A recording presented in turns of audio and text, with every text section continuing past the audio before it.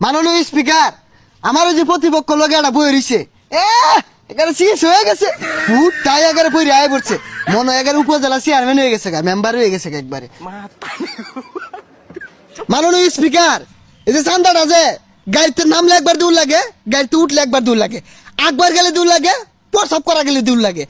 এই যে চান্দাটা কি মনে করছুন? মনে হয় মধু মাইকা দিছে, মধুর মতো। মাননীয় স্পিকার, এই যে নিশাটা যে পুলানে মনে হয় এটার মধ্যে মধু মাইকা দিছে, দুমায় টানে বাবা বুবা খায় রাস্তার উস্তা থেকে উল্টা বইরাতে কে ওই ঠিয়া দে তোর আপেল কিনা খা, কমলা কিনা খা, ওইটা দিয়ে পেঁপে কিনা খা, জীবনটা খয়রিয়া ললি সাইরিয়া। পুলান এগুলার কেউ দেয় না, নেতা কেতা এগুলোর শেল্টার দে। এই মাননীয় সংসদ সদস্য, আপনার সময় শেষ, আপনি বসেন।